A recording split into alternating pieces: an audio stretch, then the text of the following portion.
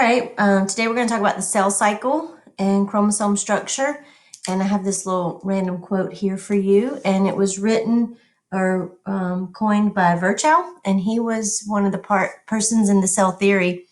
And he was one of the ones that said all cells have to have come from pre-existing cells. So all cells come from other cells. And the process that we're going to talk about today, where all cells come from, is mitosis. Okay, and most of you have learned about mitosis in the past, and we're going to go a little bit more in depth with it.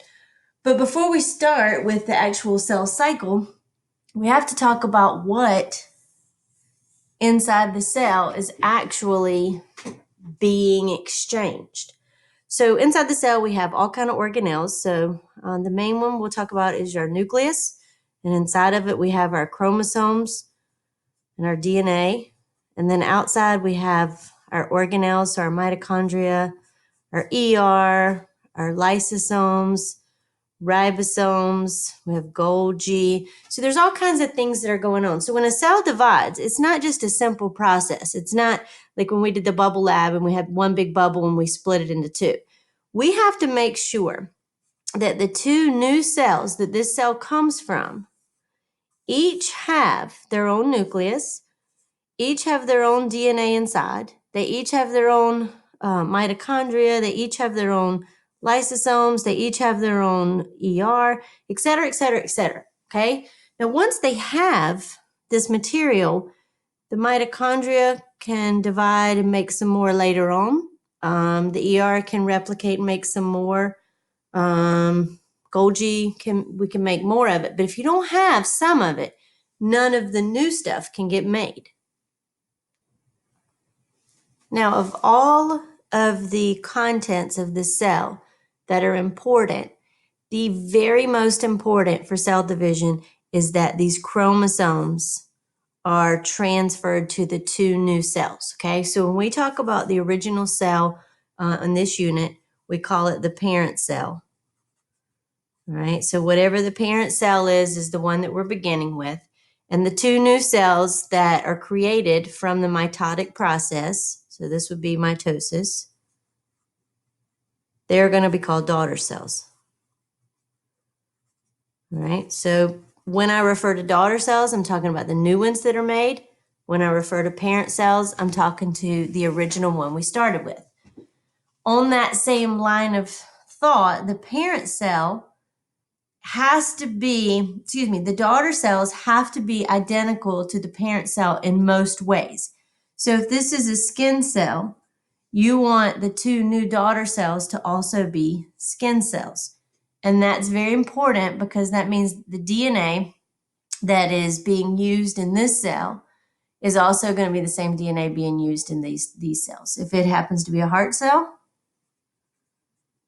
you would like for it to make two new heart cells, okay?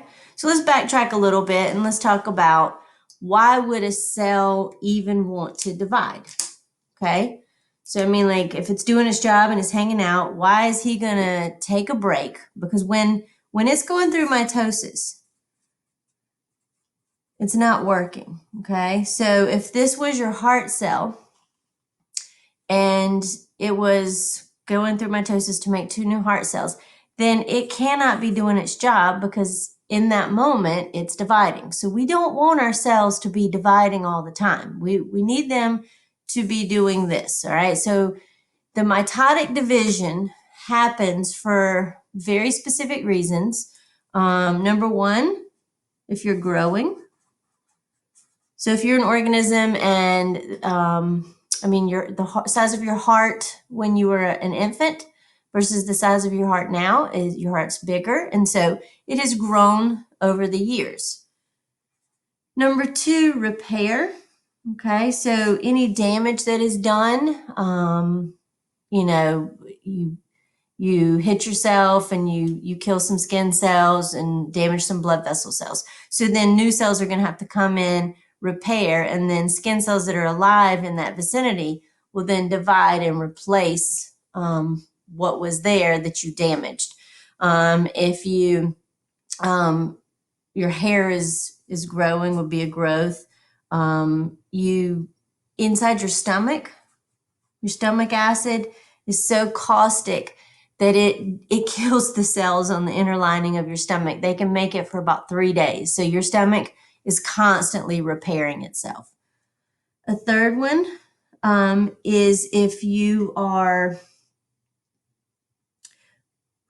in a bad situation, and we have cancer. Okay, so cancer is not what we want to be happening, but cancer is when cells divide uncontrollably, and they get stuck in the own position. So people who smoke a lot of cigarettes, what they're doing is they're damaging their lungs. So your body naturally kicks into the repair mode, and it starts dividing and making new cells to repair those lung cells that have been damaged by the smoking.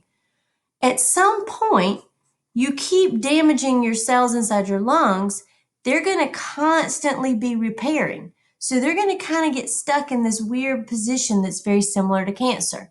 And then all of a sudden,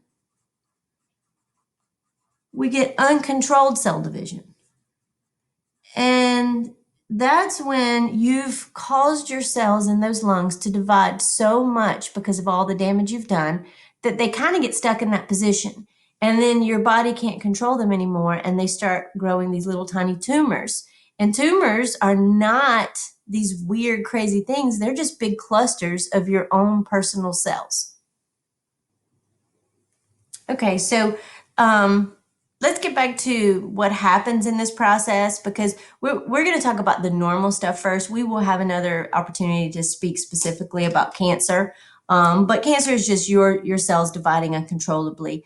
They don't, the control is where the problem is, because growth division is controlled, repair division is controlled. Inside your bone marrow, your bones are constantly making red blood cells. So we'll write that down so you know that. So, I mean, there's cell division going on all the time. Your hair is always growing, your skin is always repairing, your fingernails are always growing. So there's always a lot of mitosis going on in your body. Some cells in your body, once they get made, they never go through mitosis, okay? So cells that never go through mitosis are cells that we never want them to take a break. And so the cells that you would never want to take a break are the ones in your brain. Okay, so brain and nerve cells. If those cells started taking a break in order to divide, you would have some issues. So once a brain cell is made, so inside your little head right here you are, you have your brain, and the brain is continuously growing. They used to say that it stopped growing around about 25 years of age, and now they're saying that it can grow well into your 40s. So what's happening is, if we were to look inside the brain, deep in the center, there is a mass of cells called stem cells. And those stem cells are where your brain cells derive from. And they're always there. And as you think, learn, push yourself to do more, there's more and more and more brain cells get made, and your brain gets more dense. And so once they're made, they will never, ever reproduce again. So if you do some sort of damage to your brain cells, you lose them forever. And so concussions that damage brain cells, those cells don't come back. I mean, they're gone. Now you still have some more in there that can hopefully help replace, but you can't replace exactly what you've lost. Drugs, alcohol, anything that you do, especially hallucinogenic drugs, to the brain, those cells die and they're gone. You don't have them anymore. So the brain that you started with as an infant continuously was growing. And as you learn things, more cells get made and more connections get made. If children aren't exposed to things, they don't make as many connections. So you want to continuously be learning so that you keep making more and more brain cells. You also want to be very cognizant about what you do to your body so you don't damage the ones that you have.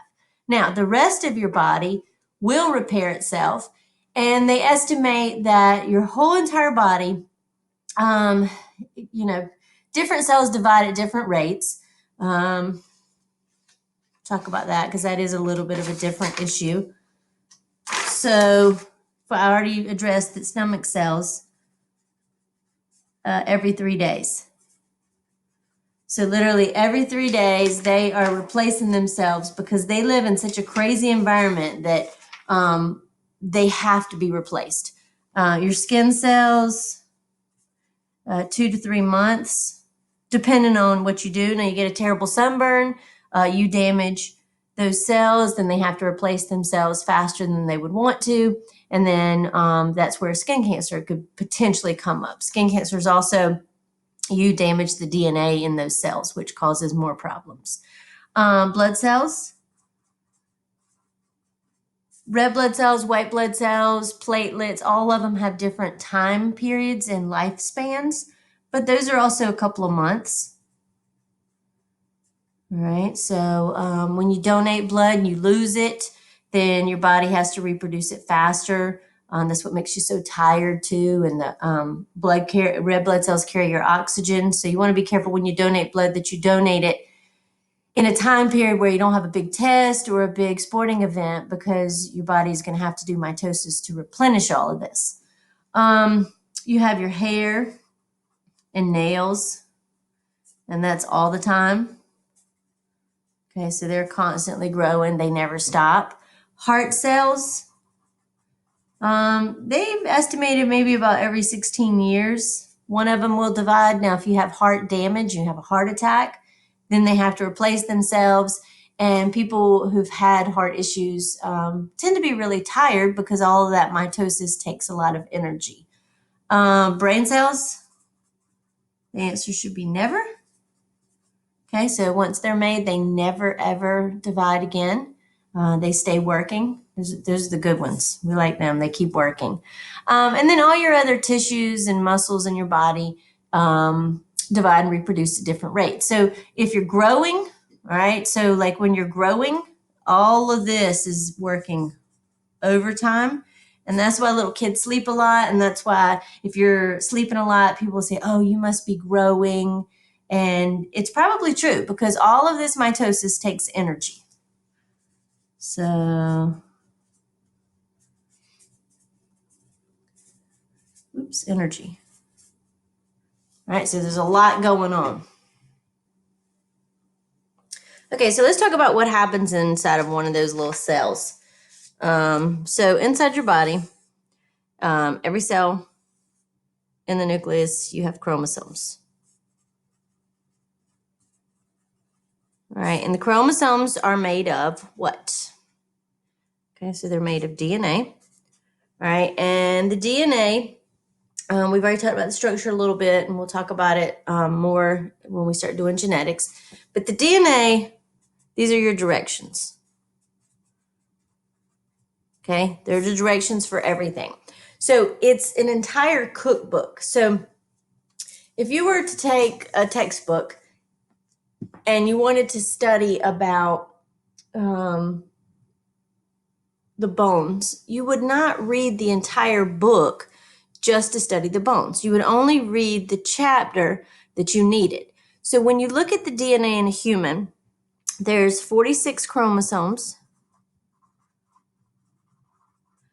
in each cell. Okay, 46 in each cell. Now, each one of those 46 has a partner. So we call it 23 pairs. All right, so 46 chromosomes, there's 2 of each kind. So there's 23 pairs. And we number them 1 to 23 based on size. So pair number 1 are the 2 biggest chromosomes in the cell, and they match up and they have certain genes. So I want you to think of your whole entire contents of one cell is your genome. Okay, so that would be the entire book. If I want to turn to a specific chapter, okay, I'm going to have 23 chapters in the book. All right, and then within each chapter, I'm going to have different paragraphs, okay? So you have all your chromosomes, which is your whole book of all your information. Then you can look at one chapter, And one chapter would be your one chromosome. And then each segment on the chromosome, okay, each little chunk of information on the chromosome is called a gene. Okay, and so those would be all your different recipes to build the organism.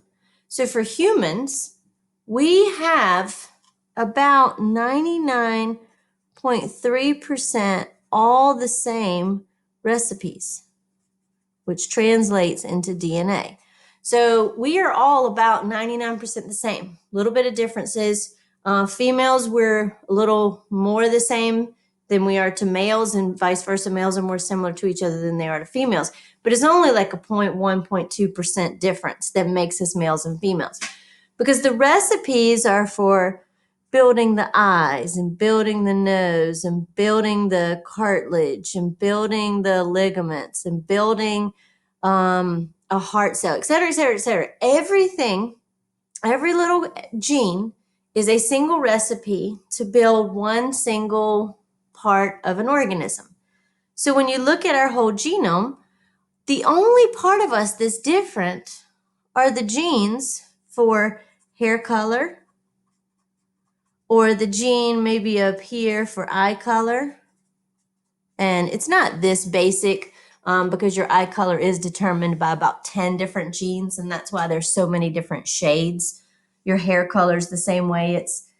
It's a combination of a lot of different genes. So, but these are just proteins. The color of your hair, the color of your eyes, the color of your skin are all proteins. And it's just, oh, she got the recipe for blue proteins.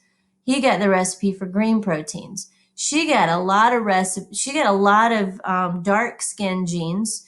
She didn't get very many dark skin genes. So it's just what proteins you make. And all of that was based on your ancestors. So your ancestors, depending on where in the world your ancestors were from, eye color, skin color, hair color protected them from their environment.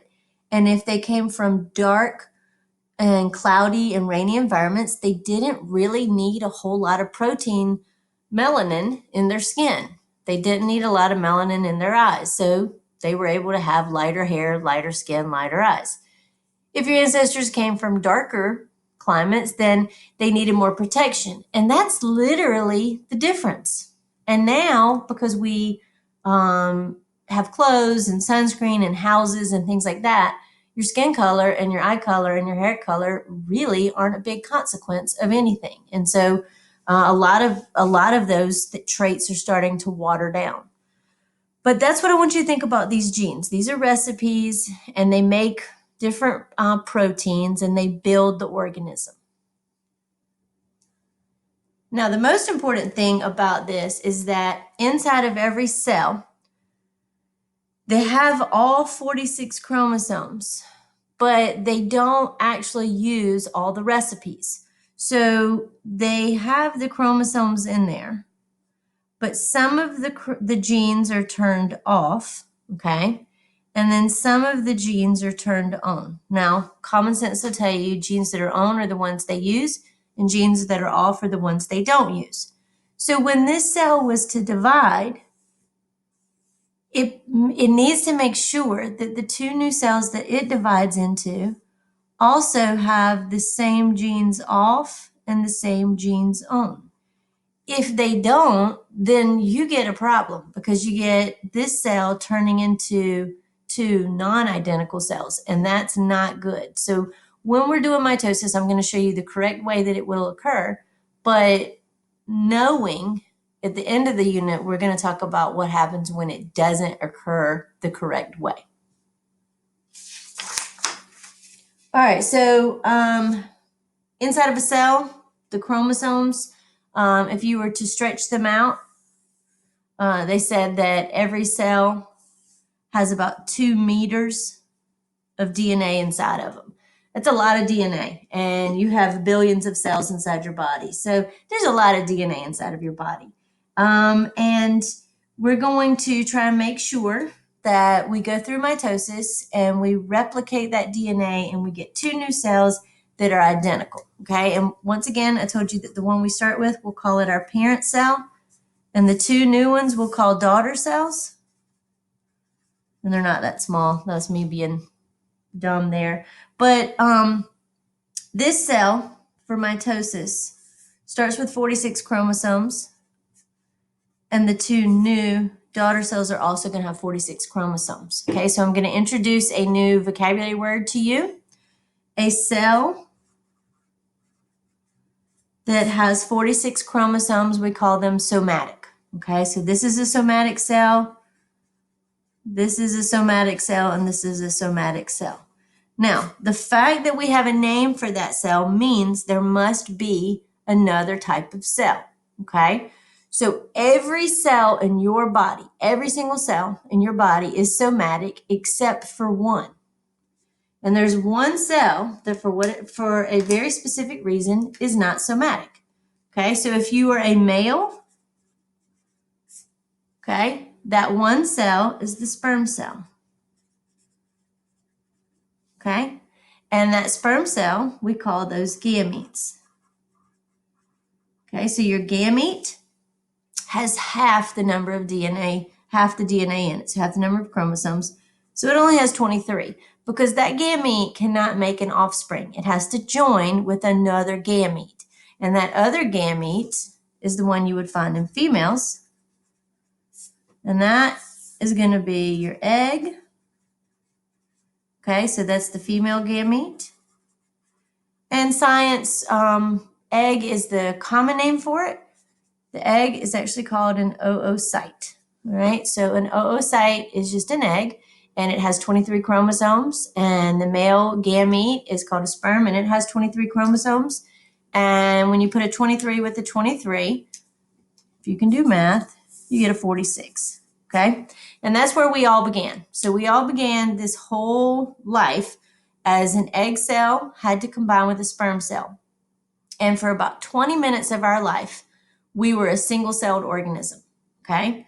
So after 20 minutes, we divided by mitosis into two cells. And then 20 minutes later, we divided by mitosis again into 4 new cells. So for a long couple of days, we were like this just big ball of cells that kept dividing and dividing. And after multiple divisions, we kind of look like a little beach ball. Okay, so we're just this big, hollow, it's almost like a globe, ball of cells. So each one of these little blocks is a cell, and it's creating this little chunk of cells, and they're all the same.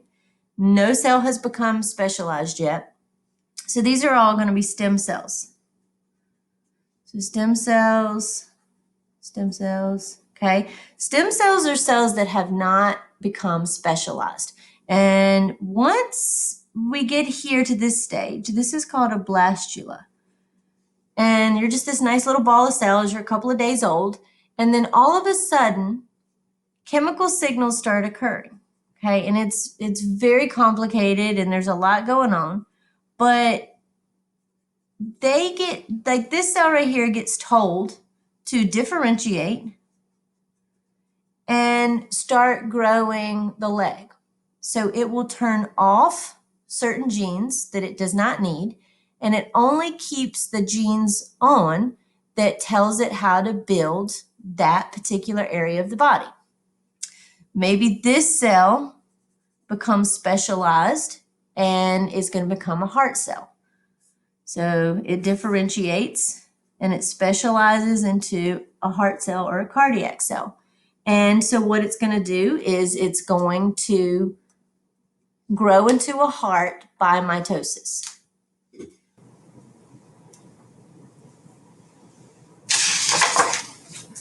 Okay, so when we are talking about all of these chromosomes and then, ooh, that's very blurry. Okay, these chromosomes in these cells and them dividing, and then they make this big ball of cells that's you. And then these ball of cells differentiate by turning different chromosomes on and different chromosomes off. There's a lot of stuff going on. So let's backtrack a little bit and let's look at a chromosome. Okay, so all of you have learned that chromosomes look like these little butterflies, but we need to break it down a little bit more. So if I was to take this chromosome, it's actually 2 pieces, okay? So it's not actually one big piece, it's 2 pieces, and then in the middle, it's held together. So right here, this is a protein, and it's like a glue, and it's called the centromere.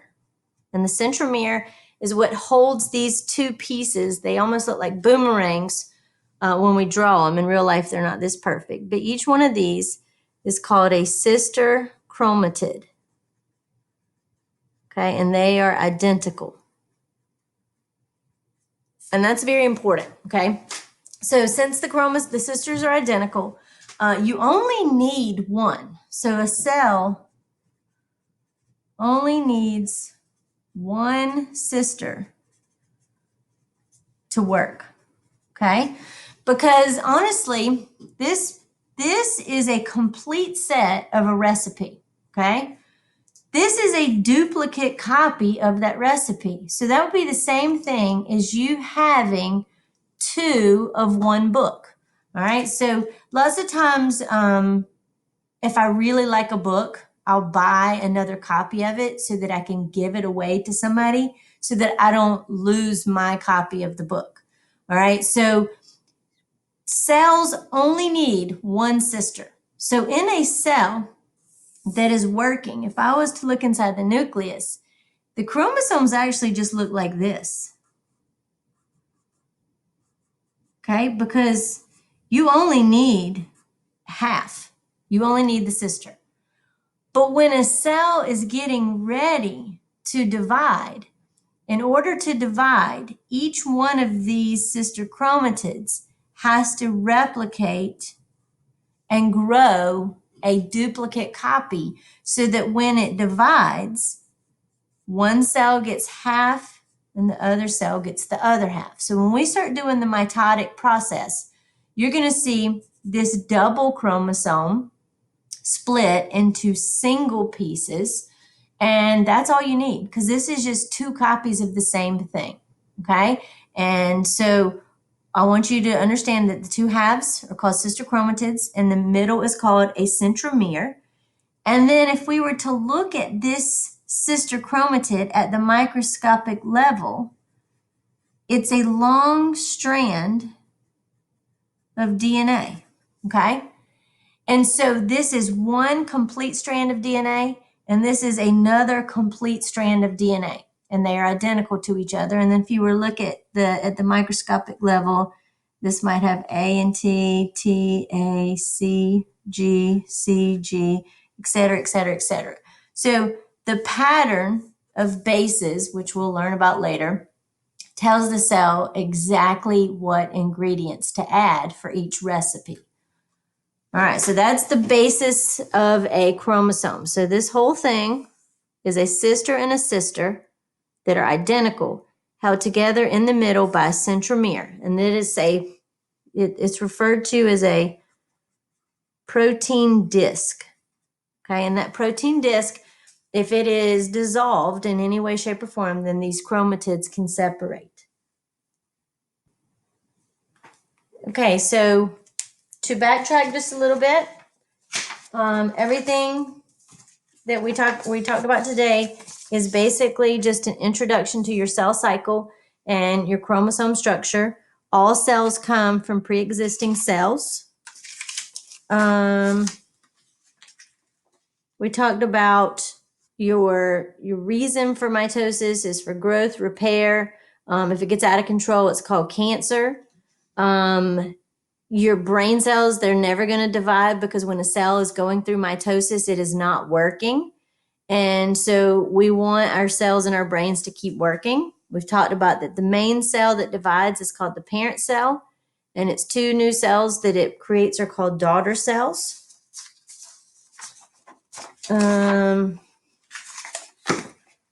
We've talked about how many chromosomes are inside of the human cell, that there's 46 in a normal human, and there's 23 pairs and we all have hopefully 23 pairs of chromosomes in our cells, and that these chromosomes are made of DNA, and they contain all the directions. We've talked about that different cells divide at different rates, and some of them never divide at all, but most of them are going to divide.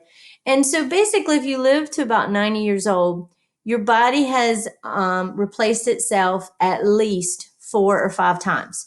So you are now in probably the first stage. You're 16, 17 years old, and you have a completely replaced body, everything except for your brain.